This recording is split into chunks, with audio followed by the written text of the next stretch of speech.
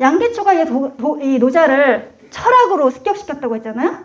그런데 사실 그보다 먼저 노자를 사람들한테 알린 사람이 있습니다. 그분이 바로 엄복입니다. 엄복이 나이가 더 많아요. 그런데 엄복은 이제 중국 그 이름으로 이엠프라고 해요. 이엠프. 그래서 우리나라에는 엄복으로 번역된 책도 있고 옌프라고 번역된 책도 있는데 중국 발음으로 번역된 거죠. 그거는. 근데 이 엄복은 사실 자기가 이름 바꾼 거예요. 엄복으로. 이름이 다른 거였는데 엄복으로 바꿨는데 아마 이제 노자 영향을 받은 것 같아요. 제가 볼 때는 돌아온다라는 뜻으로 노자 영향을 받은 것 같은데 이 사람은 저기 보시면 헉슬리가 쓴 천연론, 아담 스미스가 쓴 원부, 밀이 쓴 군기 권계론, 몽테스키에가 쓴 법의. 좀 약간 이름이 좀 생소하죠? 왜냐면 이제 다시 말씀드리면은 좀 이해가 될 거예요. 헉슬리의 진화론, 아담 스미스의 국부론, 우리나라에서는 국부론으로 번역됐죠? 그리고 밀은 자유론, 몽테스키에는 법의 정신. 한국에서는 그렇게 번역됐습니다. 그것들을 중국식으로 번역한 거예요. 근데 이분은 번역가로 더 유명해요. 왜냐면 이 사람이 굉장히 많은 서양 철학들을 번역을 했어요. 이렇게 이거는 제가 그냥 예시로 든 거고 왜냐면 유명한 거니까 우리도 다 아는 거니까 아 이런 책들을 번역했구나. 근데 이 중국인이 서양 철학을 번역을 할 때 사실 그 당시에는 지금도 그렇지만 일본에 번역서가 굉장히 많았어요. 그리고 일본은 당시 번역국이란 게 있어서 국가에서 번역어를 동아시아에서 선점해야겠다. 이런 생각을 했어요. 그래서 지금 우리가 쓰는 대부분의 서양 개념들 있죠? 일본이 만든 겁니다. 안타깝지만 앞으로는 우리가 만들어야 되는데 그 당시에는 일본이 좀 앞서서 많은 책들을 다 번역을 했는데 왜냐하면 그런 식으로 사실 이게 다 번역을 하는 게 한자를 사용한 거잖아요. 그런데 이 한자가 없는 단어는 아니지만 그런 의미로 쓰이지 않았는데 일본이 그런 의미로 사용을 많이 했어요. 그러니까 일본의 생각이 그 번역어에 들어간 거죠. 그래서 이 동아시아의 정신을 자신들이 지배하겠다. 이런 야심찬 계획을 가지고 번역어를 만들었는데 그래서 많은 중국인들도 그 번역서를 많이 봤습니다. 그리고 그게 유행을 했고 하지만 EMF는 이 엄복은 아 이거 틀렸는데? 이런 식으로 우리가 그 일본의 번역어를 따르는 건 마음에 안 드는데 우리도 좋은 한자가 있는데 그 한자는 사실 중국 거잖아. 왜 번역도 사실 틀렸고 내가 볼 때는 그건 틀렸다. 우리는 우리식의 중국어를 써야 된다. 이게 바로 이 사람 생각이에요. 그래서 약간 지금 보면 이상하지만 이런 번역을 썼는데 여기 보면 천연이라는 건 하늘천자의 변할 연자예요. 그러니까 하늘이 변한다는 거죠. 근데 제가 말씀드렸잖아요. 하늘이라는 건 천이라는 건 자연이다. 그죠? 자연이 변화하는 거. 진화입니다. 잘 번역을 되게 잘했어요. 그래서 사실 그때는 칭찬 되게 많이 받았어요. 아, 이 원복이 진짜 번역 잘하는구나. 훌륭하다. 어떻게 저렇게 아름답게 번역을 했지? 왜냐면 이분이 또 학식이 높아가지고 번역 엄청 잘했거든요. 다만 지금의 우리들한테는 좀 낯설어요. 너무 옛스러워요. 그게 좀 한계인데 이 당시에 이 사람은 중국은 중국인의 정신으로 만든 한자로 번역을 해야 된다라고 생각을 했어요. 그래서 약간 틀린 특징을 가지고 있는데 이분은 나중에 푸단대, 지금의 복단대, 그죠? 푸단대는 상하이에 있잖아요. 그 상하이의 푸단대 총장이었습니다. 그리고 나중에는 베이징대 총장이 됩니다. 그래서 지금으로 치면 중국인들이 다 가고 싶어하는 인류대학이거든요. 그게 인류를 다투잖아요. 거기 들어가려고 떡도 붙이고 막 이러는데 고사도 지내고 그 대학의 총장님이었습니다. 그것도 1대 총장. 대단한 분이죠. 그래서 교육자로도 알려져 있고 번역가로도 알려져 있습니다. 이분이 살던 데예요, 이게. 이분이 살던 데는 이제 복건성, 푸지엔이라고 지금 오늘날 중국에서는 말하는 복건성에 살았는데 복건성에 푸저우라는 데가 있어요. 그래서 복주, 푸저우에 원래 사실 거기 옆에 시골에 살았거든요. 근데 아버지가 중의 의사, 우리나라로 치면 한의사입니다. 그래서 한의사 집안인데 되게 훌륭한 분이에요. 그분이 원래 그 당시 되게 일찍 돌아가셨는데 왜 돌아가셨냐면 그 당시에 그 동네에 역병이 돌았어요. 막 설사하고 막 이런 병. 그래가지고 그런데 사람들이 다 도망가고 그랬거든요. 멀쩡한 사람들은 아픈 사람들만 남겨놓고. 근데 의사잖아요. 그 동네 의사 뭐 많겠지만 근데 그래서 부인이 이 엄복 어머니가 우리도 빨리 도망갑시다 이렇게 얘기했어요. 그랬더니 아버지가 내가 의사고 내가 안 도와주면은 이 사람들은 어떡하냐고. 그래서 남았어요. 그래서 치료하다가 죽었습니다. 병에 걸려서. 근데 이 사람은 그 전부터도 원래 그런 분이에요. 아픈 사람들을 도와주고 싶어하고 돈이 없어? 그럼 그래도 치료해줬대요. 그런 식으로 뭐 가난하다고 치료 안 해주고 이런 것도 없고 그게 바로 자신의 그 임무다 이렇게 생각했던 분이기 때문에 어쩌면 그렇게 돌아가신 게 너무 당연하죠. 근데 안타까운 건 젊은 나이에 죽었기 때문에 엄복이 되게 어렸을 때 돌아가셨어요. 힘들죠, 세상이. 그래서 엄마가 뭐 고생이란 걸 해보셨겠어요, 그분이? 그런데 갑자기 공장에서도 일하고 이런 식으로 엄복을 키웠습니다. 그런데 엄복이 다행히 똑똑했어요. 그래서 당시에는 이제 선정학당이라는 그게 뭐냐면 우리나라로 치면은 해군학교 정도 될 것 같아요. 해군학교에 들어갑니다. 1등으로 시험을 봐야 되거든요. 1등으로 들어가요. 엄마가 이제 고생한 보람이 있죠. 그래가지고 들어갔다가 나중에 이제 자기 딸이 그때까지도 그 시골에 살았는데 자기 딸이 여기 이 도시로 지금의 이제 푸조시로 시집을 가요. 근데 엄복이 얼마나 딸을 사랑하냐면 딸이 자기 그 고향까지 오려면 너무 힘들잖아요. 1년에 한 번 가기도 힘들거든요. 자기가 이사를 옵니다. 그래서 여기 지금 도시에 이 엄복 고고가 남아있는 거고 지금은 이제 문화재로 지정돼 있는데 아무튼 이분이 나중에 그 학당에 갔다가 선정학당에 갔다가 졸업을 했을 때 국가에서 국비 유학생을 뽑습니다. 그때 뽑혀요. 성적이 원래 좋으니까, 그죠? 뽑혀가지고 영국으로 유학을 가게 됩니다. 저기가 영국의 그리니치 왕립 해군학교입니다. 당시에 생긴 지 얼마 안 됐어요. 그때 청나라 정부는 어떻게 생각했냐면 이 사람이 이제 그 선정학당에서 해군사관학교에서 이 배 조종하는 거 이런 거 배웠거든요. 그래서 가서 그런 거 좀 더 배워와라. 그래서 좋은 해군을 우리가 키울 수 있게. 그래서 가서 배워와 이렇게 보냈더니 이분이 그거를 배워야 되는데 당연히 그건 배웠겠지만 그것만 배워야 되는데 딴 거에 눈을 떴습니다. 가서 보니까 영국이라는 사회가 굉장히 흥미진진한 사회예요. 자유주의가 발전했던 사회잖아요, 그 당시에. 그래서 거기에 눈을 떠요. 사실 알고 보니까 이 영국 정치제도가 너무 마음에 드는 거예요. 우리나라도 이랬으면 좋겠다 이런 생각을 하는 거예요. 그러면 우리도 영국처럼 좀 강한 나라가 되지 않을까? 우리는 지금 뭐 대포 이런 거 잘 만들면 된다고 생각하지만 사실 이 제도가 좋아가지고 영국이 강한 나라인 것 같다는 생각이 든 겁니다. 그래서 그거를 열심히 그 책들을 갖다가 자기 나라에서 번역을 한 거예요. 이거 봐라. 이런 생각을 갖고 있다, 이 사람들이. 우리도 배워야 된다. 이게 바로 이 사람 생각이었는데 그 중에서 이 중국인들한테 가장 인기를 끌었던 이 사람이 이제 가르쳐줬던 사상 중에 가장 인기를 끌었던 사상이 바로 진화론입니다. 저분은 다윈이죠. 여러분도 많이 들어봤죠? 다윈이 진화론을 얘기했는데 당시 영국에서는 이미 다윈이 생물 진화론을 얘기하고 그 다음에 그것을 반박하거나 혹은 사회에 적용해서 사회 진화론이 유행하던 때예요. 물론 다 그분들 친구라고 하더라고요.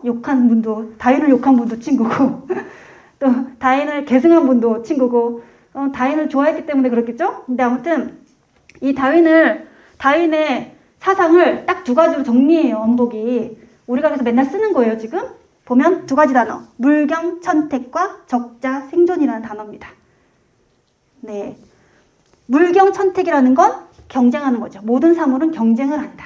그러면 경쟁에서 누군가 선택이 되는데 그게 자연적인 선택이다. 우리는 보통 이제 요즘에는 이분은 좀 약간 중국식으로 표현했으니까 이렇지만 우리는 자연 선택이라는 표현을 많이 쓰잖아요.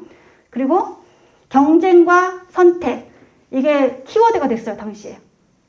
그리고 그 경쟁과 선택에서 살아남는 자, 그 사람이 바로 적자다. 그죠? 괜찮은 사람만 살아남는다. 지금 우리가 보면 코로나 때문에 젊은 친구들이 적자 생존 많이 얘기하더라고요. 적자 생존을. 코로나에서 살아남는 자만 앞으로 살 수 있다고. 근데 지금 한국이 이미 3분의 1 가량의 그 인구가 이미 코로나에 걸렸다고 있기 때문에 대부분이 다 살아남은 것 같아요. 제가 볼 때는 다 살아남은 것 같고, 아무튼 적자 생존, 이게 또 그 당시에 인기였어요. 왜냐면 당시 중국은 굉장히 힘들었던 시기라고 말씀을 드렸죠. 그러다 보니까 사람들이 이제 중국이 나라가 망하는데 우리도 같이 망하는 거 아니야? 우리 지켜줄 나라가 없으니까 당연히 망하겠죠. 그리고 가끔 전쟁도 되게 많이 있고 자기네들끼리 싸우고 목숨이 앞다리 갔다리 하는 시기이기 때문에 이게 딱 뼈에 와닿는 거예요. 적자 생존. 그래. 그리고 사실 이 나라로 치면 우리가 살아남아야 된다. 중국이 살아남아야 된다. 지금 죽을 수는 없다. 이런 생각이 또 유행하게 됩니다. 근데 EMF가 엄복이 이 다인을 소개하는데, 다인을 소개하면서 다인을 소개한 게 아니라 다인을 다인의 진화론을 사회로 적용한 사회 진화론을 소개합니다. 그게 바로 이제 아까 얘기했던 천연론이라는 거예요. 천연론을 소개하는데, 우리는 이제 이분이 물론 진화론도 소개했지만 우리가 중요시하는 건 노자죠. 근데 아무튼 이 당시에 엄복이 그렇게 여러 가지 서양 정치 사상을 배우고 난 다음에 사람들한테 또 막 번역해서 알려줬잖아요. 알려주고 깨달은 게 있어요. 3가지로 정리하면 이렇습니다. 우리나라가 살려면, 적자 생존을 하려면, 그죠? 살아남으려면 이 3가지를 해야 된다 말이죠. 보면 하나는 고민력이라고 해서 민력을 업 시켜야 된다. 민력을 키워야 돼. 국민의 힘을 키워야 된다. 이게 하나고, 두 번째는 개민지라고 해서 국민의 지혜를 열게 해줘야 된다. 깨워야 된다. 계몽사상이죠. 그 다음에 3번째가 신민덕이라고 해서 국민의 덕을 새롭게 해야 된다. 이 3가지를 주장합니다. 그런데 이걸 이제 한 단어로 바꾸면 고민력은 덕이라는 단어로 바꿀 수 있고, 민지는 지라는 단어로, 그 다음 민덕은 체라는 단어로 바꿀 수 있어요. 이 3개를 합치면 우리한테 익숙한 지, 덕, 체. 여러분도 어렸을 때 전인교육, 우리는 전인교육을 실시한 나라잖아요. 지덕체 사상이잖아요. 그래서 지금은 그렇게 체육이 중요하지 않지만, 지금은 제가 어렸을 때만 해도 체육 시간에 꼭 나가서 운동하고, 왜냐면 전인교육이니까 정신만 건강하면 안 된다. 몸도 건강해야 된다. 이러면서 이제 막 운동시켰잖아요. 사실 그게 맞는 것 같긴 하지만, 중국인들을 볼 때, 엄복이 볼 때는 이 3가지를 다 교육을 시켜야지 중국이 살아날 수 있다. 이렇게 본 거예요. 전인교육을 주장했습니다. 근데 이게 엄복이 갑자기 생각난 게 아닙니다. 뭘 보고 이걸 따라한 거냐면 몽테스키웨라는 사람을 보고 따라한 거예요. 몽테스키웨의 사상을 보고, 몽테스키웨가 아까 그 법의라는 걸 번역했다고 그러잖아요. 이 엄복이. 그래서 몽테스키웨의 생각을 보고, 그래, 중국에 이걸 적용하면 지, 덕, 체, 이 3가지를 모두 교육시켜야 우리 국민들이 강해지고, 그러면 나라도 강해지고 중국이 살 수 있다. 이런 생각을 한 거죠.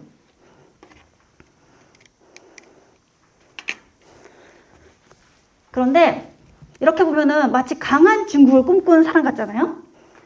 근데 엄복은 지금 평가받는 게 제1대 자유주의자, 중국의 최초의 자유주의자라는 평가를 받습니다. 물론 이제 진짜 자유주의자는 요즘에나 나오겠죠. 그런데 자유주의를 중국에 알린 사람이라고 할 수 있어요. 물론 이 사람은 스스로가 자유주의자다 이렇게 말한 적은 없어요. 지금까지 전 세계 어떤 자유주의자도 우리가 저 사람은 자유주의자야 이렇게 평가하지만, 분류하고, 하지만 그 사람들은 내가 자유주의야? 이렇게 생각하는 사람들이 많거든요. 근데 이 사람도 마찬가지예요. 엄복도 나중에 보니까, 엄복이 했던 말들을 보니까 이 사람이야말로 중국의 최초의 자유주의자가 맞다. 이렇게 평가를 받고 있는 사람입니다. 물론 이제 저는 그 이전에 설명드렸던 양계초도 자유주의자다 이렇게 얘기하지만, 그 양계초에 대한 평가는 엄청 다르거든요. 왜냐면 양계초는 계속 말했잖아요. 새로운 국민을 만들어야 된다. 국민들이 살아야 나라가 산다. 막 이렇게 얘기하잖아요. 이게 느낌이 민족주의자죠? 그죠? 물론 이분은 민족주의를 안 좋아했어요. 그래서 그 민족이라는 단어를 양계초는 국민이라고 번역을 해야 된다 이렇게 주장을 했지만 이게 양계초 마음대로 되는 게 아니라 이후에 사람들이 이제 양계초 생각을 따르는 사람들이 뭐라고 얘기하냐면 나중에는 양계초 죽고 난 다음이죠. 뭐라고 얘기하냐면 조금 그래 자유를 좀 양보하고 민족이 살아야 되는 게 아니야? 이런 생각을 나중엔 더 힘들어지거든요. 일본이 침략을 해서 그러다 보니까 조금 이 양계초가 국민이라고 번역해야 돼 이렇게 얘기했지만 그냥 그거를 민족이라고 번역하자 이게 대세가 돼요. 그러면 이전에 그런 얘기를 했던 양계초도 똑같이 저 사람도 민족주의자. 그리고 더 나아가서 나중에 어떻게 되냐면 그 중국의 공산당이 1920년대부터 생기거든요. 그리고 난 다음에 공산당이랑 자유주의자랑 싸우게 되는데 그때 공산당이 자유주의자들 상대로 하면서 저들이 말하는 민족이라는 건 사실은 국가를 말하는 거다. 그래서 국가주의자로 폄하시킵니다. 그러니까 나중에 지금 우리도 그때 그 책들을 혹은 논문을 보고 이제 양계초를 평가하는 사람은 양계초는 국가주의자다 이렇게 얘기하는데 우리가 생각하는 그런 국가주의랑 전혀 다르죠. 왜냐면 우리가 생각하는 국가주의는 히틀러, 무솔리니 이런 분들이잖아요. 그죠? 그래서 전혀 다른 개념이지만 지금 이제 약간 생각이 달라져서 사람들이 제대로 평가했지만 그때는 다 국가주의자라고 봤기 때문에 완전히 이 다른 상반된 평가를 받는 사람인데 이 엄복은 다릅니다. 엄복은 뭐 국가주의자라고 말하는 사람이 없어요. 다 자유주의자라고 말합니다. 100%. 이분이야말로 최초의 자유주의자지? 이렇게 말하는 이유가 있습니다. 왜냐면 이분이 영국 갔을 때 본 게 뭐 사회진화로 알려졌다고 그래서 사회진화로 유명한 분이긴 하지만 자유가 진짜 서양의 자유가 정말 이게 핵심인데 이렇게 생각했던 분이기 때문에 지금 우리가 그냥 엄복을 자유주의자다 이렇게 말하는 겁니다. 그런데 이분이 자유주의에 지금 영향을 받고 왔잖아요. 그 영국에 가서 밀 같은 사람들의 자유주의 영향을 받고 난 다음에 중국에 와서 중국의 전통을 해석할 때 자유주의적인 해석을 했기 때문에 또 색다른 겁니다. 왜냐면 지금 중국에서 노자를 좋아해도 지금 중국에서 해석하는 노자는 사회주의적 노자겠죠. 그런데 엄복은 자유주의적으로 노자를 본 거죠. 자유주의자의 눈으로. 그래서 이게 바로 노자의 자유주의적인 측면이구나. 그게 마음에 들었던 거지 다른 측면이 마음에 들었던 건 아닙니다. 근데 이분이 느꼈던 게 있어요. 나중에 자식들한테도 하는 말인데 자식들한테도 맨날 얘기하거든요. 많은 자식들이 다 미국 뭐 이런 데 가서 유학했어요. 그런데 그리고 그 자식들 중에는 지금 미국에 사는 분도 있습니다. 보낼 때 뭐라고 얘기하냐면 네가 지금 가서 새로운 거 미국에 가서 뭐 의학 배운 사람도 있고 막 이러거든요. 그래서 네가 가서 새로운 거를 배우는 건 좋다. 서양 거를 배우는 건 좋다. 왜냐면 자기도 배워왔으니까. 그런데 잊지 말아야 될 게 그렇다고 해서 중국이 없어지는 건 아니다. 전통을 잊지 말라고 얘기해요. 그럼 이 사람이 전통을 엄청 좋아하는 사람이냐? 아니죠. 객관적으로 평가한 거죠. 근데 중국 아무리 서양 게 좋아도 중국 걸 다 버리고는 있을 수 없다. 이렇게 본 거예요. 그래서 자식들한테도 신신당부합니다. 너가 중국인이라는 걸 잊지 말고 중국 거 공부하는 것도 빼먹지 말고 공부해. 이게 다 필요한 거야. 그래가지고 나중에 그 자식 중에 하나는 미국에 가서 교사가 됐는데 지금 하는 나중에 이제 그 당시에 미국에 가서 가르칠 때 중국 거를 자꾸 중국 문화를 가르치는 역할을 했다고 해요. 그런 식으로 아버지의 가르침이 있었기 때문에 가능했던 것 같은데 이 사람이 보니까 서양 철학을 딱 배우고 난 다음에 보니까 서양 철학을 알았기 때문에 중국 철학을 제대로 이해할 수 있었다고 얘기합니다. 이전에 중국 철학은 사람들이 예를 들면 묵자 같은 것도 상당히 어려워요, 여러분. 그걸 읽어보면 이해하는 사람이 없어요. 이게 뭐지? 왜 이런 말도 안 되는 얘기를 하지? 이런 얘기를 했거든요. 근데 나중에 중국에 뭐 서양 물리학이나 역학 같은 게 들어왔잖아요. 그러고 난 다음에 보니까 묵자가 하던 얘기는 사실 그냥 철학이 아니었어요. 자연과학이었던 거예요. 그래서 그 당시에 이해를 못했는데 나중에 알고 보니 그랬다는 거죠. 근데 엄복도 말합니다. 서양 철학을 알고 보니 중국 철학이 사실은 이런 의미가 있었다라는 걸 알게 됐다. 그래서 노자한테도 발견합니다. 뭐 스펜서의 뭐 사회 진화론이라든지, 그죠? 몽테스키우의 법의 정신이라든지 다 발견하게 됩니다. 그래서 새로운 거를 배우려면 다른 나라 것도 좀 배워야 되는구나. 이렇게 얘기하죠. 그런데 이 엄복이라는 사람은 좀 오묘한 사람이에요. 엄복을 연구한 학자들이 있는데 대표적인 학자가 슈왈츠라는 사람입니다. 슈왈츠가 이제 엄복에 대한 책을 썼는데 거기 보면 엄복이라는 사람은 보면 스펜서는 약간 형이상학적이거든요. 그런 형이상학적인 것도 좋아하고 그리고 그 자유론, 미래 자유론도 번역했다고 했죠. 그래서 그런 무슨 실천적인 것, 경험적인 것 이런 것도 좋아하고 이렇게 양면성을 지니는 이유가 엄복이 옛날에 어렸을 때 그 양면적인 교육을 받았기 때문이다. 이렇게 얘기합니다. 근데 그래서 옛날에 이제 엄복이 어렸을 때 공부를 한 적이 있거든요. 왜냐면 그 선정학당에 들어가기 전에 전통 교육을 받았어요.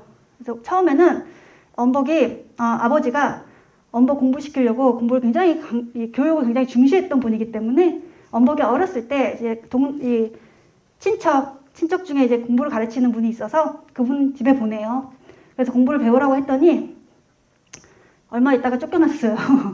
왜냐면 엄복이 또 똑똑하니까 틀린 거를 가만히 있지 않겠죠. 선생님 그거 틀렸어요. 이렇게 자꾸 딴지를 거는 거예요. 그래서 도저히 이해 못 가르치겠다. 이러면서 끌려왔대요. 근데 아버지가 그러면 막 혼내야 되는데 그러면 다음 방법이 있지. 이래가지고 집에 가정교사를 부릅니다. 그래서 아예 집에서 가르치는 거예요. 근데 집에서 가르쳤는데 그분이 사실은 이 한학과 송학에 다 능통한 분이었어요. 되게 그 당시에는 그 동네에서 되게 유명한 분이었는데 사실 중국에서는 한학과 송학을 다 능통하기는 힘듭니다. 그런데 그 능통한 분이었기 때문에 이 엄복한테 이 두 가지를 다 가르칠 수 있었던 거죠. 그런데 한학은 뭐냐면 당시 중국에서 청나라 때 유행하던 거예요. 우리는 여기서는 지금 한학이라고 되어 있지만 우리한테 익숙한 말은 고증학이라는 거죠. 들어보셨죠? 이거는 옛날에 그 경전이나 이런 데 있는 사실들, 역사적인 사실들을 막 캐는 거잖아요. 이 고증학은 여기 보면 사실과 고증을 중시하기 때문에 형이하학적 경향이 있다라고 합니다. 실천적인 학문이에요. 그래서 우리는 그거를 조선에서는 실학이다 이렇게 얘기하죠. 약간 표현 방식이 틀릴 뿐. 근데 우리 실학은 굉장히 그런 경험적이고 실천적인 걸 많이 강조하는 철학이잖아요. 그래서 이 한학은 그런 측면이 있고 또 송학이라는 건 뭐냐면 송자가 송나라 송자입니다. 송나라 때 유행하던 거예요. 그러면 송나라 때 유행하던 분 있죠. 잘 나가던 분 주희, 주자의 철학을 생각하시면 됩니다. 그리고 이 송학에는 사실 명나라 때 학문도 포함돼요. 그래서 송명학 이게 두 개를 합쳐가지고 송명학이라고 부르고 송명학 때는 뭘 사람들이 좋아했냐면 성, 리 막 이런 거 있잖아요. 저희도 잘 모르잖아요. 어려운 거.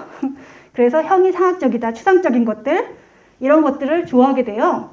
그래서 이 둘이 성격이 완전히 다릅니다. 한학과 송학은 완전히 별개입니다. 그런데 그분은 그 황소엄이라는 분은 이거를 이 두 가지 그 사고를 다 엄복한테 가르쳤어요. 근데 그때는 되게 어렸을 때예요. 슈왈츠는 그런 교육을 받았기 때문에 나중에 그 형이하학도 엄복이 다 좋아했다 이렇게 얘기하지만 너무 어렸을 것 같아요. 제 생각에는.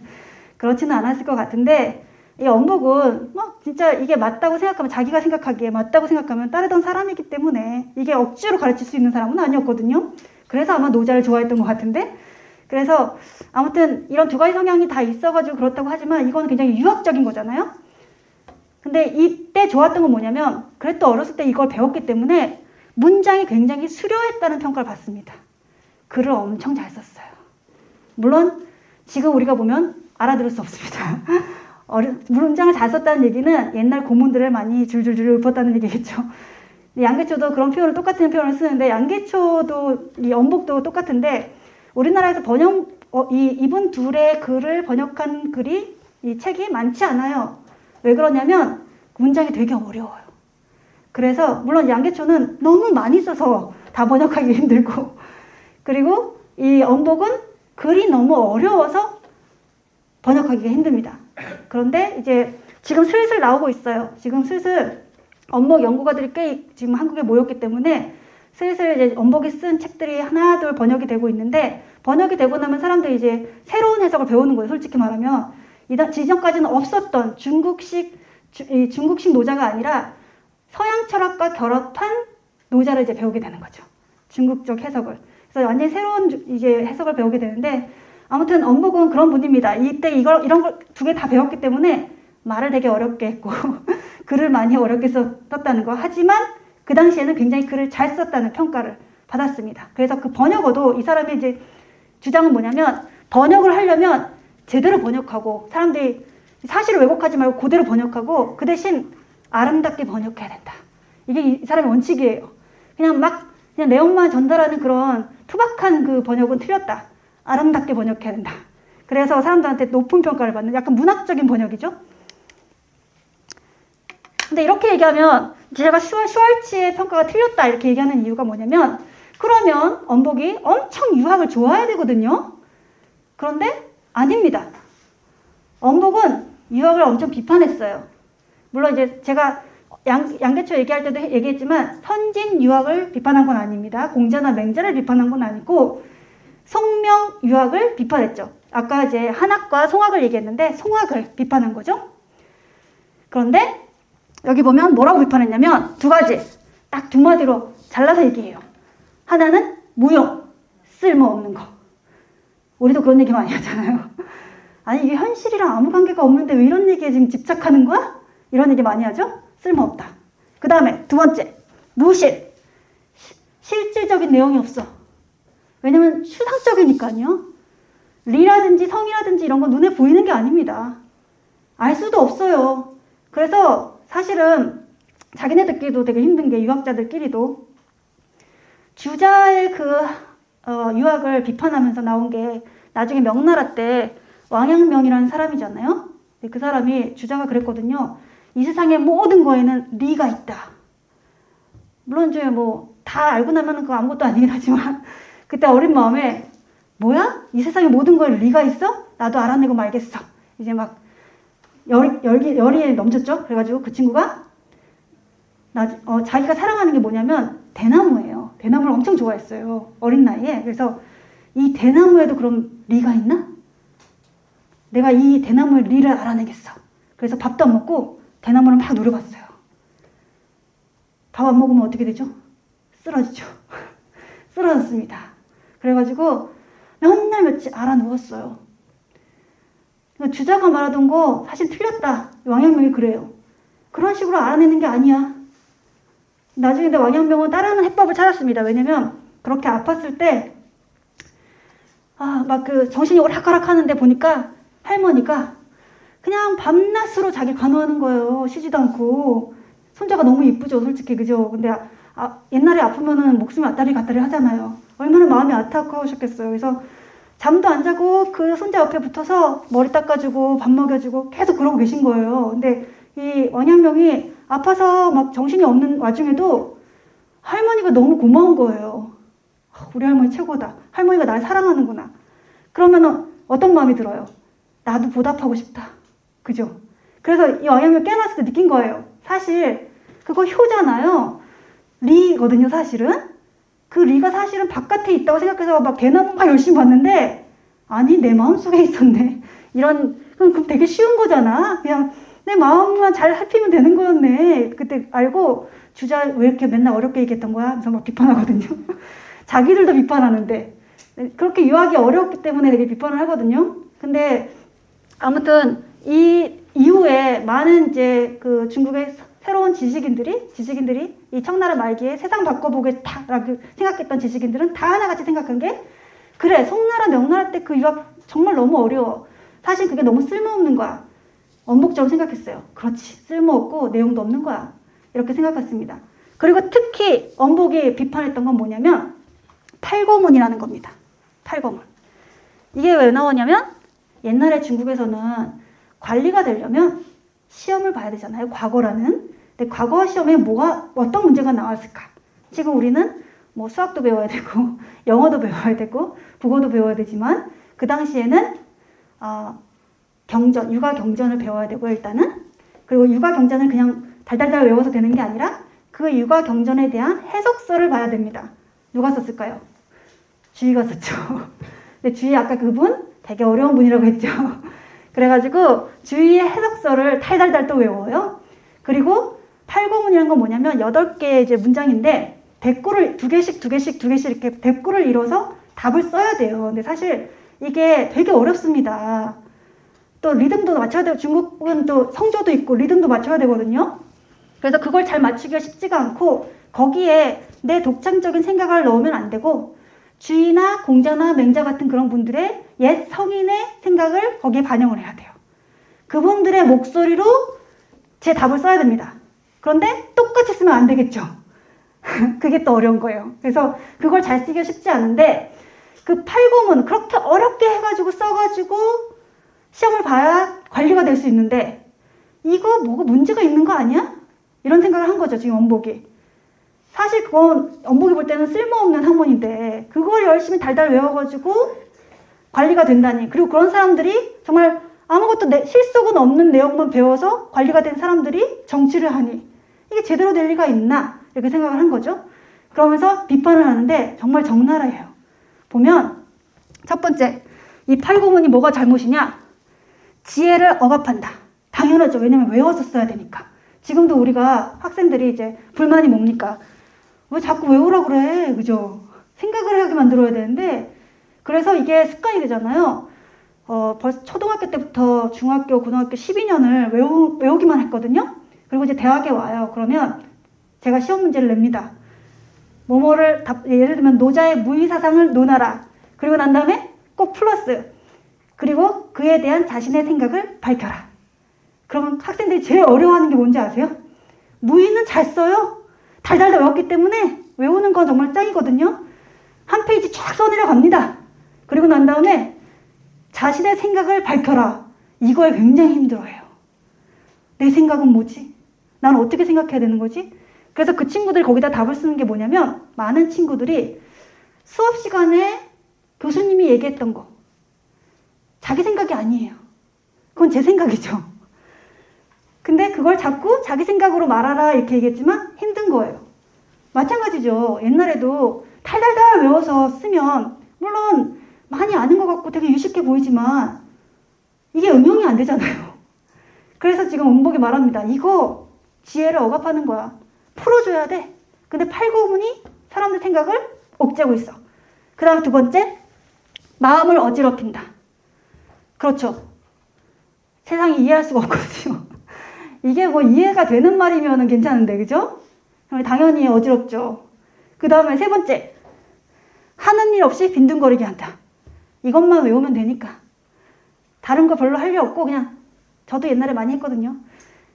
저희 나라는 교육을 중시하는 나라이기 때문에 저희 어머니도 제가 공부를 잘하면 되게 좋아하셨어요. 그래서 뭐뭐 해라 이렇게 하면 나 공부해. 그래 그럼 너 거기서 공부해. 그죠? 공부만 하면 돼요. 공자와 맹자를 떠들고 있으면 아무도 일 안 해도 돼요. 그냥 놀고 있으면 됩니다. 근데 이게 뭐 양계초는 17살 때 수재가 됐다고 하지만 대부분의 사람은 40까지 그러고 있거든요. 일도 안 하고. 이거 낭비죠. 그래서 지금 원복이 말합니다. 지금까지 팔고문이 깨쳤던 중국에 끼쳤던 폐해들이 뭐냐? 이거다. 지금 사람들 놀게 만들고 시험은 붙을지 말지 모르지만 계속 시험 봐야 되게 사람들 심란하게 만들고 그리고 계속 달달 외워가지고 아무 생각도 없이 만드는 거. 그런데 사실 이거는 굉장히 그 똑똑한 정치적인 전략이에요. 왜냐면 이게 이제 옛날에 뭐 팔고문이라는 건 사실 그 육아경전 외우고 막 육아경전 해석서 외우고 하는 거잖아요. 근데 이거 누가 이렇게 시험을 다시 보게 했냐면 사실 이건 송나라 명나라 때 시험 보던 건데 없어졌다가 청나라의 황제가 다시 만들어내요. 그 당시에 한족들이 다 옛날에 이거 배웠거든요. 공부했거든요. 그런데 뭐 머릿속에 좀 아는 거 많아가지고 비판을 많이 하죠. 만주족의 황제가 뭘 하겠어. 무식한 것들 막 이러면서 욕을 많이 하잖아요. 그래서 팔고문을 다시 부활시켜요. 팔고문 외우기 힘들다고 했잖아요. 팔고문은 만들어내기 되게 힘든 거예요. 공부를 많이 해야 되거든요. 진짜 똑똑한 놈만 내 옆에서 일할 수 있다. 만든 거죠. 그리고 그걸 열심히 공부해서 온 친구는 당연히 청나라 황제도 상관없죠. 충성하겠죠. 그 생각으로 온 거니까. 그래서 그런 기제를 만들어가지고 자신을 충성하게 만들었거든요. 사실 그리고 이 육아 사상이라는 것 자체가 전제 정치를 옹호하는 사상이라고 많이 알려져 있잖아요. 왜냐면 충성해야 되거든요. 충효를 가장 중시하기 때문에. 그래서 청나라 황제가 거부할 필요가 없죠. 이걸 적극적으로 이용해야 되죠. 그래서 사실은 이런 복종하는 정치를 만든 게 바로 이거다. 팔고문이다. 이렇게 본 겁니다. 원복이. 이 팔고문 빨리 때려치우고 우리가 배워야 될 게 있어. 서양으로부터. 뭐냐? 캐치를 딱 했거든요. 두 가지를. 근데 이게 나중에 엄청 유행하게 됩니다. 근데 처음에 만든 건 원복이에요. 원복이 서양 사상을 봤더니 뭐 다 훌륭하고 좋긴 하지만 그 중에서 우리가 진짜 빨리 열심히 배워야 되는 게 있는데 그게 바로 이 두 가지. 과학이랑 민주라는 거다. 이렇게 생각합니다. 근데 나중에 이게 과학이랑 민주가 엄청 유행하는 건 1919년대예요. 그 당시에 중국에서는 신문화 운동이라는 게 생깁니다. 새로운 문화를 만들어가자. 이런 거죠. 옛날에 그 황제가 지배하던 그런 봉건적인 문화에서 벗어나서 우리만의 새로운 문화를 만들자. 이런 거예요. 그때 내세웠던 캐치프레이즈. 바로 과학과 민주입니다.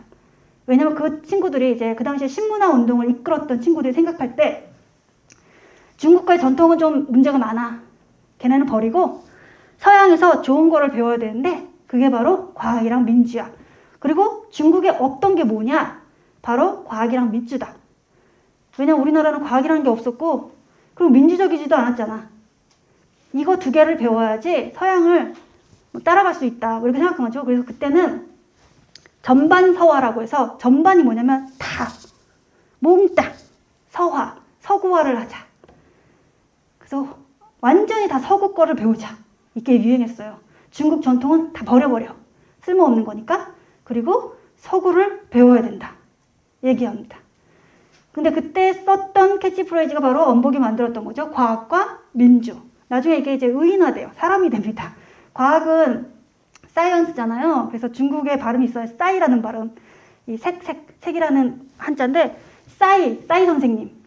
싸이 선생님은 이제 강남 그거 부른 분인데 싸이 선생님 그때부터 있었습니다. 싸이 선생님을 배우자. 이렇게 의인화시키고 이 민주라는 건 데모크라시잖아요. 그래서 중국 발음은 드어가 좀 약간 비슷하죠? 그래서 드어 선생님 배우자. 그래서 그 글자도 덕이라는 글자로 바꿉니다. 그래서 덕 선생과 색 선생 배우자. 막 이런 식으로 막 사람들이 막 외쳤던 때가 있는데 그보다 훨씬 먼저 원복이 과학과 민주를 배우자고 하면서 이렇게 설명을 합니다. 저기 보면 과학은 출위 숭진이라고 돼 있죠. 이거는 위는 가짜잖아요. 가짜. 거짓된 걸 버리고 진짜를 배우자. 이런 거죠. 사실 과학이 그렇죠. 과학이 자꾸 실험하고 검증해서 올바른 걸 찾아내는 거잖아요. 진리를. 그래서 원복이 이렇게 해석한 건 정말 맞는 것 같아요. 그 다음에 민주는 뭐라고 하냐면 굴사위공. 그래서 굴은 굽힌다는 거죠. 살을 굽히고 공을 위한다. 공을 행한다. 이렇게 번역을 합니다. 민주라는 건 이런 개념이고 과학이란 건 이런 개념이다. 이렇게. 근데 지금 볼 때 우리는 이게 뭐야? 왜 이렇게 번역했지? 이런 생각이 들지만 당시의 중국인들은 왜냐면 원래 주고 있던 거거든요. 이거는. 그래서 그렇지. 그래 맞아. 우리는 이 당시에 또 생각했던 게 뭐냐면 이 당시에 그 양계초도 맨날 얘기하는 건데 공과 사 개념을 굉장히 중시했어요. 그런데 황제는 이 천하를 혹은 이제 중국을 다 자기 거로 삼잖아요. 그걸 사라고 생각했어요. 사유화한 거죠. 그런데 그거 잘못됐다. 사실 이 천하랑 중국은 우리 모두의 것이다. 공이죠, 공. 그래서 그런 생각을 많이 얘기했었거든요. 근데 바로 민주가 그런 개념이다. 이렇게 얘기하는 거예요. 그렇죠? 그래서 중국식으로 이해한 건데 이게 중국인들한테는 다 와닿습니다. 정말 번역 잘했어. 너무 딱 맞네. 이런 생각을 한 건데 여기 보면 노자 이걸 보고 이게 사실은 이 과학과 민주가 노자에 녹아있다. 이렇게 이 원복을 봤거든요. 그게 뭐냐 대표적으로 첫 번째 노자 39장에 보면 무릇 귀한 이는 천한 이를 근본으로 삼고 윗사람은 아랫사람을 기초로 삼는다. 라는 표현 있잖아요. 이거는 사실 민주주의를 표현한 거죠. 아랫사람을 보라고 하니까. 사실 근데 그 당시에 그 노자가 살던 시대에는 이게 민주는 아니었습니다. 하지만 근대에 들어와서 중국인들이 볼 때는 노자는 항상 밑에를 봤구나, 항상 평민들을 봤구나, 보통 백성들을 봤구나 라는 생각이 들게 된 거죠. 그러면 이거는 만일 현대적으로 해석하면 민주다 이렇게 해석될 수도 있었겠죠. 그리고 두 번째, 정으로 나라를 다스리고 기로써 병사를 부리면 전쟁을 벌이지 않고도 천하를 얻는다. 이게 이제 노자에 나오는 표현인데 이게 이제 과학입니다. 왜냐하면 정으로 나라를 다스린다 이 표현은 올바름으로 나라를 다스린다 이렇게 해석하잖아요. 근데 이거는 원칙입니다. 나라는 원칙으로 다스려야죠. 이랬다 저랬다 하면 안 되죠. 항상 이때는 이렇고 저때는 저렇고 딱 정해진 대로 해야 됩니다. 그게 룰이고 그게 규범이고 오늘날에는 그게 법이죠. 법대로 해야 되는데 자기 마음대로 임의대로 오늘 기분 좋네 다 면세 세금 오늘 안 내도 돼 뭐 이렇게 하거든. 또 그러면 사람들이 그때 세금을 면제받지 못한 사람들은 억울하잖아요. 나중에 세금 많이 거두면. 그래서 불만을 많이 났는데 항상 원칙으로 다스려야지 불만이 없습니다. 이게 노자가 제대로 생각한 건데 그 다음에 이제 기로써 전쟁 때는 기로써 해야 된다고 했잖아요. 이게 뭐냐면 기는 뭐 술수라고도 번역할 수 있고 원칙에 반대되는 건데 임시 변통일 수도 있고 또는 융통성이라고 표현할 수도 있어요. 왜냐면 기라는 거는 자꾸 변하는 거예요. 근데 싸움할 때, 전투를 할 때 보면 원칙대로 합니까? 나 오늘 여기 친다 이렇게 하고 가나요? 물론 선전포고는 해야 되지만 전쟁합니다 이렇게 선전포고는 당연히 국제법상 해야 됩니다. 하지만 전략을 다 가르쳐 주지는 않죠. 그리고 정말 훌륭한 전술은 뭐냐면 예상도 못했던 거. 아니 여기를 쳐. 이런 기가 막힌 거. 그죠? 그게 바로 기입니다. 전투할 때는 전쟁을 할 때는 그렇게 기로써 해야 되는데 원칙으로서 하면 100% 치죠. 이게 이제 다르다고 얘기하는 건데 이거 뭡니까? 여러분도 약간 느꼈죠? 과학입니다. 그죠? 이거 과학적이네. 원복이 올 때는 이게 과학적이라고 본 거죠. 그래서 이런 식으로 노자를 해석합니다. 그리고 노자한테 또 발견된 거 있는데 몽테스키유의 법의 정신에 나오는 사상이 노자에 있구나 이렇게 느낀 거예요. 이제 원복이 몽테스키유의 법의 정신을 번역을 했거든요. 법의로 법의 뜻이라는 그 단어로 번역을 했는데 몽테스키의 법의 정신에 보면은 제일 중요한 게 나와요. 이 원복이 거기에 꽂혔던 이유가 있어요. 왜냐면 그 법의 정신을 보면 몽테스키유가 정치적 자유에 대해서 설명합니다. 정치적 자유? 자유란 무엇일까? 거기서 몽테스키유는 자기가 원하는 걸 할 수 있고 원하지 않는 건 억지로 하지 않는 게 바로 자유다. 우리도 그렇게 생각하죠. 근데 그러면 마음대로 다 할 수 있나? 아닙니다. 자유는 그리고 또 자유는 이렇게 설명해요. 법의 테두리 안에서 마음대로 하는 거. 그 법을 넘어서면 안 돼요. 그래서 법이라는 테두리는 왜 정해졌냐면 내가 마음대로 자유를 누리면 꼭 누군가의 자유와 부딪히죠. 집에서도 마찬가지죠. 형제끼리 싸우는 이유가 바로 그건데 둘의 자유가 지금 부딪힌 거예요. 내가 먹고 싶은 게 하나 있는데 서로 같은 걸 먹고 싶은 거예요. 그러면 싸울 수밖에 없어요. 근데 법으로 정합니다. 반을 갈라 먹어라. 무조건 나눠 먹어야 된다. 법을 딱 정해두면 그러면 싸울 필요가 없어요. 그냥 나눠 먹으면 됩니다. 그리고 나눠 먹기만 하면 뭐든지 먹을 수 있습니다. 안 싸우면 엄마한테 혼나지 않아요. 이게 법이거든요. 그리고 그게 바로 정치적 자유입니다. 정치적 자유의 한계를 설명했어요. 몽테스키유가. 자유도 설명하고 한계도 설명하고 그리고 거기서 중요한 건 법이라는 테두리입니다. 그래서 법의 정신이죠. 자유를 지키고 싶으면 법이 있어야 된다. 법이란 테두리가 있어야 우리가 싸우지 않고 자유를 누릴 수 있다. 이게 몽테스키의 법의 정신인데 아니 이걸 보고 왜 지금 이 원복은 노자를 생각했을까? 그죠? 왜냐면 노자는 당시에 이제 원복뿐만 아니라 많은 이제 근대 지식인들이 노자를 좀 사랑했던 분들은 다 어떻게 생각했냐면 노자는 자유를 사랑한 철학자다. 이런 표현을 써요. 근데 원복이 자유를 굉장히 좋아했잖아요. 서양 갔더니 서양이 왜 이렇게 발전했나 이건 다 자유 덕이야 이렇게 생각했던 분이기 때문에 자유를 주목했는데 보니까 노자의 자유가 있는 거예요. 노자가 임천, 하늘에 맡겨라 뭐 이런 표현도 쓰고 그리고 백성은 자정, 스스로 바르게 된다. 이런 표현도 쓰고 자꾸 억압하지 않으려고 하고 놓아주려고 하고 방임하려고 하고 이게 바로 노자의 생각이라고 이제 엄복이 본 거죠. 아, 이게 자유다. 왜냐면 엄복이 생각했던 자유는 반대말이 뭐냐면 구속, 강제, 속박, 노예 이런 것들이거든요. 그거랑 반대되는 게 바로 노자의 생각이잖아요. 그죠? 그래서 노자를 보고 아 이게 바로 몽테스키의 법의 정신 그거네 이렇게 일단 생각했습니다. 그 다음에 또 이 몽테스키가 가장 이상적인 사회로 생각했던 게 고대 그리스입니다. 여러분도 아시지만 고대 그리스는 조그마한 도시국가예요. 엄청 작습니다. 조만조만한 그 도시국가들이 각자의 정치체제를 지키면서 살아갔던 때예요. 그리고 그때 여러 가지 실험을 하다가 어떤 때는 민주주의도 한번 실험해봤거든요. 물론 그때 실패했지만 우리는 맨날 민주주의의 고향은 그리스야 이렇게 얘기하잖아요. 나중에 거기가 그 민주주의 다 포기해요. 우리가 알고 있던 무슨 플라톤, 아리스토텔레스 이런 분들은 민주주의는 잘못이야 이렇게 비판했던 분입니다. 하지만 우리는 거기가 바로 민주주의 고향이라고 생각하고 우리가 그런 이유는 유럽의 철학자들이 몽테스키웨가 그렇게 생각했기 때문인데 몽테스키웨가 고대 그리스야말로 민주주의 국가지. 그리고 그게 바로 가장 바람직한 거야. 이렇게 얘기하는데 엄복이 딱 보니까 그래 노자가 꿈꿨던 것도 바로 소국 과민 작은 나라잖아. 그게 바로 고대 그리스랑 똑같네. 이런 생각을 한 거예요. 게다가 노자에는 이런 표현이 나옵니다.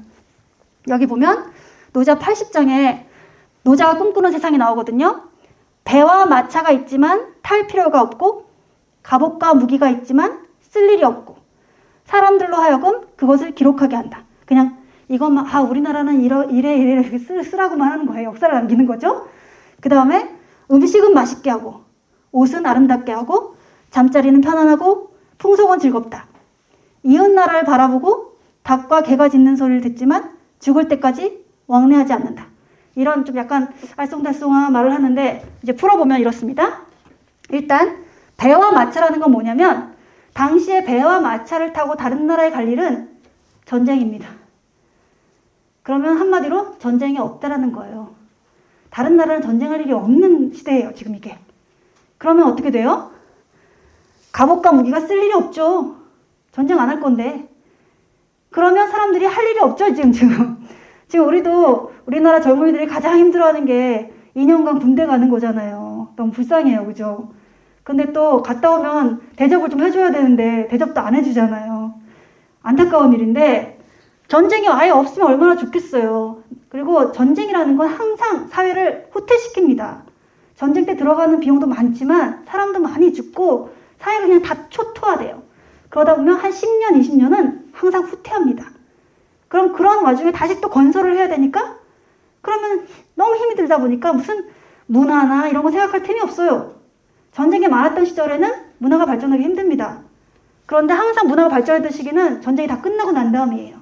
그래서 강력한 국가가 생겨서 사람들이 할 일이 없기 때문에 기록도 하고 역사도 남기고 또 문화도 가꾸고 이런 거죠. 그리고 노자가 생각할 때는 사람들한테 가장 중요한 게 뭐냐? 사람들이 가장 바라는 게 뭐냐? 공자도 똑같은 말 하잖아요. 먹고 사는 거죠. 그런데 그냥 먹고 살면 이상사회가 아니죠? 여러분도 그냥 먹고 살고만 싶진 않잖아요. 아름답게 살고 싶죠? 그래서 여기 뭐 아름다운 옷도 있고 이거는 정말 풍족한 사회를 말하는 거거든요. 그냥 사는 게 아니다. 그냥 먹고 살게 만들 게 아니라 그 사람들이 즐기면서 살게 만들고 싶다. 이게 노자의 생각이에요. 그러려면 어떤 사회여야 되냐? 그래서 소국가민을 주장하는 겁니다. 작은 나라여야 된다. 다 나라들이 작으면 싸울 필요가 없죠. 우리나라 보세요. 작은데 다른 나라를 침략할 생각을 합니까? 우리는 맨날 걱정이 다른 나라가 쳐들어올까 봐 걱정이에요. 그죠? 우리가 다른 나라를 쳐들어갈 생각을 안 합니다.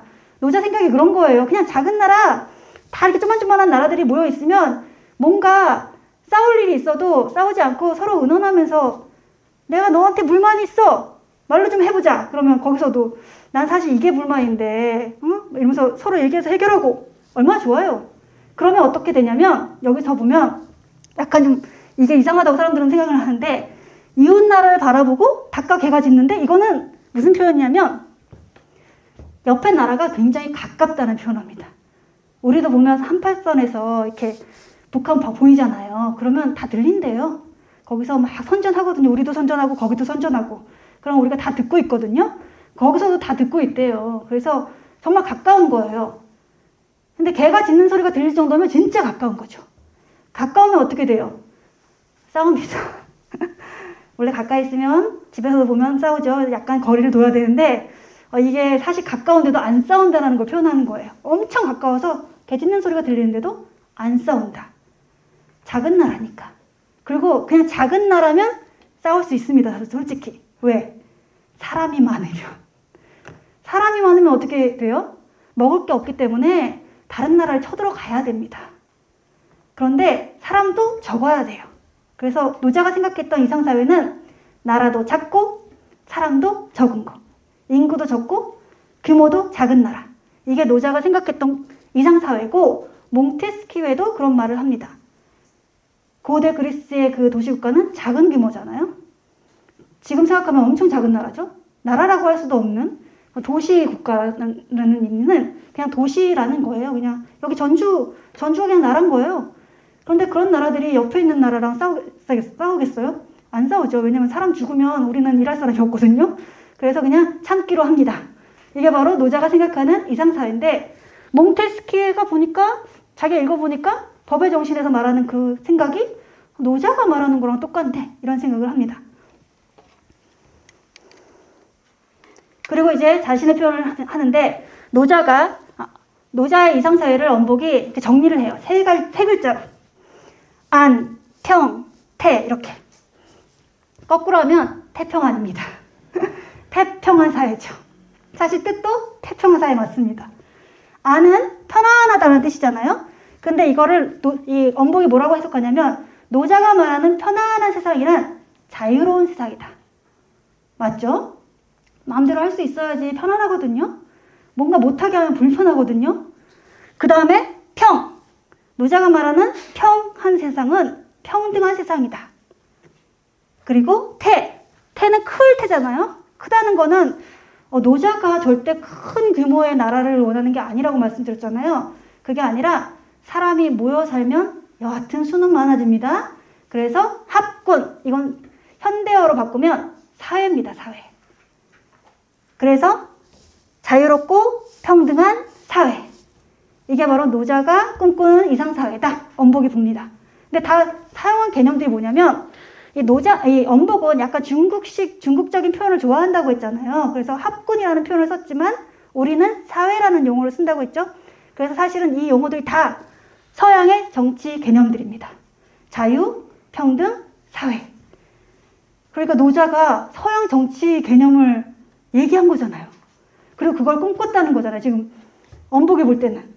노자가 꿈꾼 세상은 사실은 한마디로 말하면 자유주의 사회네. 이렇게 생각한 거예요. 자유주의 사회가 바로 노자가 꿈꿨던 세상이네. 지금 만일 노자가 당시에 이제 엄복이 생각하기에는 영국에 가면 여기가 바로 내가 꿈꾸는 세상이다. 이렇게 여겼을 거라고. 근데 중국은 아니네. 중국은 편안하지가 않아 일단. 그죠? 자유롭지 않죠? 봉건제도에 속박되어 있으니까. 그리고 평등하지 않죠 절대. 신분제가 있죠. 그리고 사회가 이 당시 이제 많은 사람들이 생각했는데 양배초도 맨날 얘기하는 게 중국에는 사회가 없어요. 가족만 있습니다. 그래서 이상하죠 여러분. 그 대학이나 중용이나 이런 데 보면 사회라는 단어가 나오지 않아요. 국가. 다음에 바로 천하로 갑니다. 근데 그 전에가 뭐냐? 사실 사회가 거기 들어가 있어야 되잖아요. 근데 거기에 가족이 나와요. 그죠? 가족에서 바로 국가로 넘어가고 그 다음에 천하로 갑니다. 너무 넓죠요. 너무 갑자기 비약됩니다. 그런데 사실 거기에 사회가 있었어야 된다라고 사람들이 생각하거든요. 그런데 사실 노자는 그런 개념을 얘기했다는 거예요. 그래서 엄복이 볼 때는 노자가 꿈꿨던 세상, 자유로운 세상이지. 자유롭고 평등한 세상이지. 그래서 태평한 세상이지. 이렇게 정리를 합니다. 그런데 만일 엄복이 이제 그럼 태평한 사회는 노자는 어떻게 이루려고 했을까라고 생각했을 때 이런 대답을 합니다. 노자는 이런 말을 하잖아요.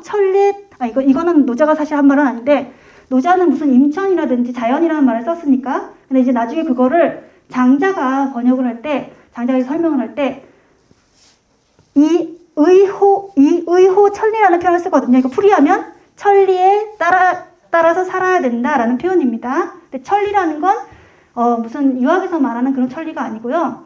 유학에서 말하는 천리는 뭐 인의예지에 따르는 삶이겠죠? 도덕적인 삶을 사는 거죠. 근데 여기서 말하는 건 자기 그냥 가진 자기 자신에 있는 그대로의 모습대로 산다라는 걸 표현한 거잖아, 이게. 그게 하늘의 이치다. 이게 천리입니다. 이게 장자가 설명한 건데 노자도 비슷한 생각을 했죠. 그래가지고 사실 이렇게 살아가면 태평한 사회가 이루어진다라고 봤는데 그런 사회를 만들려면 통치자는 무의를 해야겠죠. 그래서 지난 시간에 제가 계속 강조했던 게 바로 이 노자의 무의라는 건 바로 그런 개념이다. 이렇게 말씀드렸는데 사실 이걸 보고 이 엄복이 느낀 거는 이게 바로 사실은 서양에서 말하는 자유방임이구나 이렇게 느낀 거예요. 우리가 볼 때는 방임하면 안 되는데 이런 생각이 들지만 엄복이 살던 시대의 중국을 보면 구석이 너무 많죠. 그럼 풀려나고 싶잖아요. 자유롭고 싶잖아요. 이게 엄복이 얼마나 힘들었겠어요. 그리고 중국인들도 그런 속박에 살고 있고 이 엄복이 욕했던 것 중에 하나가 뭐냐면 전족입니다. 전족. 아까 팔거문도 욕했지만 사회에서는 전족을 욕해요. 여자들 발을 꽁꽁 싸매거든요. 그러면 나중에 그걸 펼쳐보면 그 붕대를 펼쳐보면 발이 왜곡돼 있어요. 그래가지고 띵띵 부어서 물론 작고 겉으로 볼 때는 예쁜 거기에 딱 맞는 신발을 신으면 굉장히 귀여워요. 그래서 그걸 아름답다고 얘기했지만 딱 벗겨놓으면 괴물 같아요. 그리고 그걸 만들기 위해서 굉장한 고통이 따른다고 합니다. 근데 엄복이 볼 때 이거 미친 짓이야. 이게 뭐 하는 짓이지? 누구한테 좋으라고 이러는 거야? 이런 생각을 하는 거죠. 그래서 나중에 자기 딸은 그런 거 안 시키고 미국에 유학을 보냈습니다. 앞서가는 아버지였죠? 근데 아무튼 그런 거 사실은 자연의 이치에 맞지 않는 거라는 게 노자의 생각이고 엄복도 마찬가지입니다. 그래서 자유롭게 놔줘야 이 사회가 발전한다라고 생각하고 그리고 자유롭게 놔주는 게 바로 무의가 아닌가 이렇게 봤던 거죠. 그러면서 노자랑 장자의 사상을 합쳐서 노장사상이다 이렇게 말하는데 그거를 이제 세 가지로 정리를 합니다. 이분은 서양의 입장에서 지금 보기 때문에 보면 정치적으로 노장사상은 민주주의다. 계속 얘기했잖아요. 그죠? 민주가 그 안에 있어. 노자의 사상 안에. 그 다음에 두 번째, 경제적으로는 자유주의다. 경제적으로 자유주의입니다. 이분이 무슨 정치적으로 자유주의라기보다 경제적으로 자유주의예요. 근데 물론 나중에 이제 엄복을 해석하는 사람은 이 사람이 정치적으로도 자유주의다 이렇게 얘기하지만 사실은 엄복은 자본주의를 보고 배워온 거거든요. 그래서 경제적으로 사람들을 놔줘야지 발전한다라는 생각을 한 거예요. 자유롭게 놔줘야 돈을 번다 이렇게 생각을 한 거죠. 그래서 경제적인 자유주의를 노자한테 발견한 거예요. 그 다음에 세 번째, 철학적으로는 개인주의다 이렇게 표현합니다. 근데 이게 다 엄복이 볼 때는 노장사상이 좋은 점들이거든요. 나쁜 점이 아닙니다. 좋은 점인데 여기서 이제 얘기를 하는데 엄복이 이 노장사상에 반하는 사람을 저 묵자라고 봤어요. 묵자. 엄복이 볼 때는 묵자는 사회주의자입니다. 뭐 일리는 있습니다. 왜냐하면 지금 많은 중국 학자들이 묵자의 사상을 원형 사회주의라는 표현을 씁니다. 왜냐하면 묵자는 묵과 집단을 이뤄서 사회를 이루면서 살잖아요. 그리고 거기에 우두머리를 정해요. 그리고 우두머리는 똑똑한 사람으로 고릅니다. 그리고 그 사람이 이걸 나를 따라라 그러면 다 따라야 돼요. 그 사람이 만약 죽어라 그럼 죽기도 해야 됩니다. 그래서 굉장히 유명한 고사도 있어요. 왜냐면 그 중에 그 우두머리를 거자라고 말하는데 거자 중에 한 명이 어떤 데나 다 똑같은가 봐요. 묵자 집단은 굉장히 검소하고 성실한 분들인데 거자가 되니까 이 아들이 또 배는 게 없죠. 아버지가 짱이니까. 그래서 사람을 죽여요. 그래서 사람들이 막 끌고 갑니다. 당신 아들이 사람을 죽였는데 어떻게 처리할까요? 그러면 보통 다른 나라의 군주들 같으면 예외입니다. 군주의 아들은 사람을 죽여도 죽지 않아요. 그래서 사람을 죽입니다. 그런데 그 묵가의 거자는 뭐라고 얘기했냐면 죽여라. 왜냐면 우리는 사람을 죽인 사람은 죽여야 된다. 내 아들이라고 예외는 없다. 사람들이 깜짝 놀랐어요. 아, 정말 철저하게 원칙을 지키는 분이구나. 그러면 어떻게 되냐면 밑에 있는 사람들은 겁나서 다시는 살인을 저지르지 않죠. 왜냐면 아무도 예외는 없으니까. 이게 바로 이제 묵가 집단인데 이게 사람들은 같이 벌고 같이 쓰고 하기 때문에 사회주의적인 건 맞습니다. 그런데 노장은 완전히 반대죠. 같이 쓰고 같이 버는 거 별로 좋아하지 않아요. 그냥 제가 버는 거 제가 쓰게 하고 내가 버는 건 내가 쓰고 제가 버는 거를 나보고 내가 갖는 거 반대다 이렇게 얘기하잖아요. 그죠? 그게 바로 노장 사상이기 때문에 경제적으로 자유주의인데 그것과 반대되는 게 바로 저 묵자의 사회주의다 이렇게 엄복이 봅니다. 그 다음에 경제적으로 자유주의 노자인데 노자를 또 누구랑 연관시키냐면 원래 도가의 학파로 인정하는 사람들도 있긴 하는데 뭐 아닌 사람 이게 부정하는 사람들도 있거든요. 근데 요즘에 많은 사람들은 도가의 한 일파라고 많이 얘기하는 분이 저 양주라는 분입니다. 혹은 양자라고도 표현하고 양주는 뭐로 유명하냐면 위아주의입니다. 나를 최고로 생각하는 거예요. 개인주의죠. 지금 나중에 사람들이 그때는 막 욕했거든요. 아니 천하를 위해서 일을 해야지 자기만 생각하면 되겠어? 근데 이 양주에 되게 유명한 말 있어요. 털 하나라도 털 하나만 진짜 뽑으면 천하에 위롭다고 해도 내 털은 뽑을 수 없어. 이게 저분 생각이거든요. 근데 저분은 사실 난 절대로 세상을 돕지 않을 거야 이런 생각에서 한 건 아니지만 일부러 그 사람들이 이렇게 생각한 거죠. 양주는 내가 지금은 털 하나를 뽑는다고 하지만 다음에는 손톱을 달라고 그럴 거고 그 다음에 팔을 달라고 할 거고 그 다음에 목숨을 내놓으라고 할 거 아니냐. 나라를 위해서 뭐 천하를 위해서 이런 명분을 세워가지고 그래서 나는 털 하나도 안 내놓을 거야. 왜 내가 남을 위해서 그런 걸 해야 돼? 이렇게 생각하는 분이거든요. 진정한 자유주의자죠, 솔직히 말하면. 그런데 이게 지금 이제 현대나 근대 이후로는 개인주의로 해석돼요, 이 양주의 위아 사상이. 그런데 그걸 캐치한 게 바로 엄복입니다. 엄복이 보니까 이 노자의 사상도 사실은 이 양주의 위아 사상과 굉장히 밀접하게 관련이 있다. 그래서 이 두 분은 다 도가고 그리고 그게 바로 사실은 왜 이게 주목했냐면 개인주의가 없이 자유주의는 있을 수가 없죠. 자유주의에서는 개인이 가장 중요한 단위입니다. 다른데 사회주의는 더 중요한 단위는 개인이 아니에요. 사회죠, 사회. 그래서 항상 사회를 먼저 생각하게 만들잖아요. 근데 자유주의 사회에서는 개인이 중요하고 사회라는 건 개인이 모여서 만든 집단이에요. 그래서 항상 잊지 말아야 될 건 그 개인의 권리를 지키기 위해서 사회를 만들었다는 사실. 잊지 말라고 얘기하거든요, 자꾸. 그래서 제가 양계초도 자유주의자다 이렇게 평가하는 이유 중에 하나가 그런 얘기를 계속 하기 때문에 얘기하는 건데 엄복은 당연히 더 하겠죠. 왜냐면 이분은 자유를 엄청 좋아하는 분이기 때문에. 그런데 그 기초가 개인이라는 것도 잊지 않았다는 거죠. 그래서 그거를 양주 사상에서 찾아냅니다. 이분이 이제 노자 사상을 이렇게 오늘을 배웠는데 사실 이 서양 철학을 보면서 가장 중요하게 생각했던 개념이 있어요. 아까 과학과 민주라는 얘기도 했지만 사실 엄복이 더 중요하게 생각했던 거는 뭐냐면 자유입니다. 서양에서 가장 중요한 개념이 있다. 이게 뭘까? 그리고 중국이 가장 배워야 되는 게 어떤 개념일까? 이때 엄복이 캐치한 건 자유입니다. 중국과 서양이 다른 이유. 중국은 왜 이렇게 쇠퇴하고 서양은 왜 그렇게 발전했는지. 관건은 어디에 있을까? 자유에 있다. 서양은 자유로운데 중국은 자유롭지 않다. 그러니까 당연히 자유를 쟁취해야겠죠? 사람들한테 자유를 줘야겠죠? 그래서 뭐라고 얘기하냐면 자유는 책, 민주는 용이라는 표현을 씁니다. 아까 민주 굉장히 중요하게 생각했잖아요. 평등 개념 굉장히 중시했는데 이분이 지금 사람들도 가끔 잊어버리고 있는 게 있어요. 보면은 왜냐면 자유가 지금 우리도 자유 되게 좋아하잖아요. 그런데 요즘은 자유보다 민주를 더 좋아하는 것 같아요.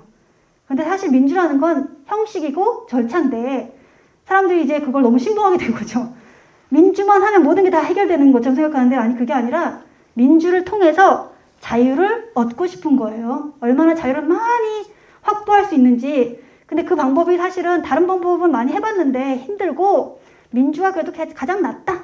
이렇게 생각해서 민주를 우리가 사용하는 건데 민주만 하면 무조건 자유가 쟁취되는 것처럼 얘기하죠. 근데 엄복이 따끔하게 얘기해주죠. 제일 중요한 건 뭐냐? 자유야. 자유가 몸뚱아리고 민주는 팔다리야. 그래서 민주라는 팔다리는 사실 몸뚱아리를 위해서 있는 거지. 이렇게 얘기해주죠. 그래서 사실 중요한 거는 중국인들이 쟁취해야 되는 건 바로 자유다. 이런 식으로 얘기합니다. 그리고 그걸 포함하고 있는 게 바로 노자다. 그래서 노자에 주목합니다. 이 당시에는 영국이 이런 정말 획기적인, 이 당시에는 정말 쌈박한 아이디어거든요. 이게 아무도 생각하지 못했던 그런 아이디어를 얘기하고 난 다음에 중국에서 노자를 다시 보게 됐죠. 아, 노자가 사실은 옛날에 그 춘추 전국 시대에 있던 그 고리타분한 학자인 줄 알았더니 알고 보니까 이런 사람이었네? 사실 우리도 옛날에 그런 이 싹이 있었구나. 그런데 우리가 살리질 못했네. 이런 생각을 하게 된 거죠. 그리고 지금은 오히려 더 적극적으로 활용됩니다, 노자가. 왜냐면 이후에는 지금 엄복은 옛날 선진시대의 노자를 얘기했지만 그 이후에 한나라 때는 황노사상이라고 해서 노자가 아예 정치 사상으로 전용되거든요. 근데 그 황노사상을 요즘은 중국 공산당이 많이 사용하고 있죠. 그리고 그때 이제 사용하는 게 대놓고는 안 하지만 무의죠, 무의. 근데 물론 이제 황노사상의 무의는 약간 또 다릅니다, 성격이.